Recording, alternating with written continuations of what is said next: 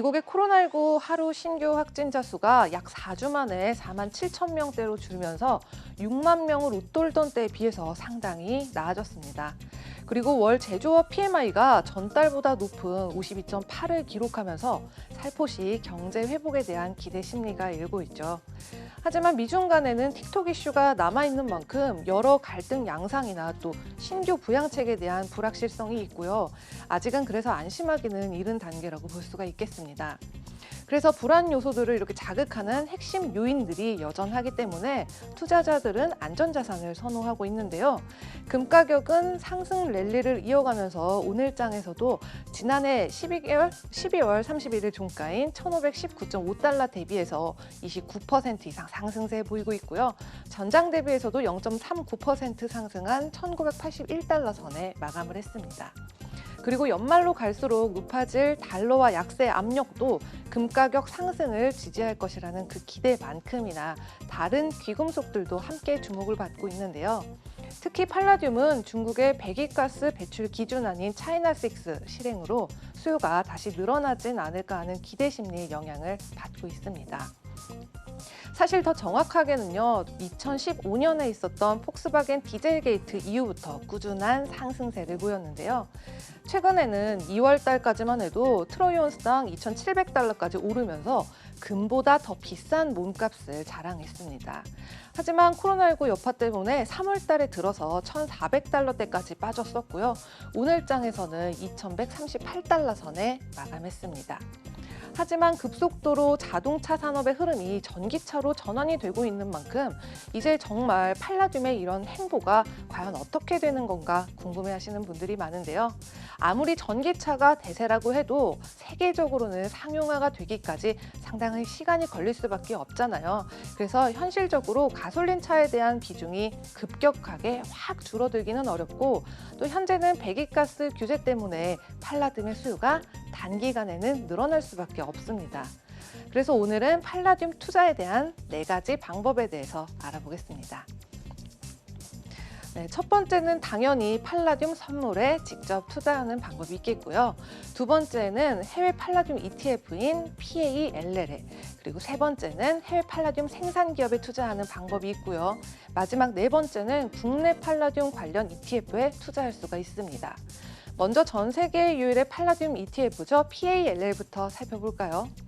PALL은 S&P 다우존스에서 발표하는 원자재 지수로 CME에 상장된 최근 월 종목과 가격과 동일하게 연동된 S&P GSCI 팔라듐을 따르고 있습니다.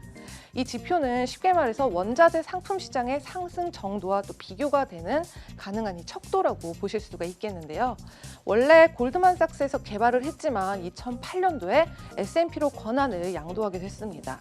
그래서 이 PALL은 그 역사가 가장 오래된 만큼 높은 거래량을 자랑하고 있고요. 운용 자산은 2억 3,072만 달러 이상입니다. 그리고 오늘장에서는 197달러 선에 마감한 모습입니다. 그리고 관련 기업으로는요, 세계 최대의 백금 및 팔라듐 공급 업체죠. 바로 앵글로 아메리칸 플래티넘인데요. 이 기업은 오늘장에서 소폭 하락한 12.325달러에 마감을 했고요. 지난 1년 동안에는 그래도 약 2.4배나 급등을 했습니다. 그리고 CEO 크리스 그리스피는 사실 몇몇 업체들이 팔라듐을 백금으로 대체하는 경제적으로 좀 더 타당한 선택이 있을 수 있겠다고 생각할진 모르지만 그렇게 하기 위해서는 자동차 조립 공장의 설비 교체 단계에서부터 상당수의 업체가 포기하게 될 것이라고 밝혔는데요. 주요 생산지인 남아프리카가 전력 공급 위기를 겪으면서 팔라듐 생산이 위협을 받는 상황이고요. 수요에 비해서 공급이 부족하기 때문에 월간 기술적 분석에서는 굉장히 강한 매수 의견을 보이고 있습니다. 그리고 마지막으로는 국내에서도 관련 ETF가 있죠. 바로 작년 9월 달에 상장된 KB자산운용의 KB스타 팔라듐 선물입니다. 이는 CME에 상장된 팔라듐 선물에서 최근 월 종목의 가격과 동일하게 연동되고 있다고 하죠.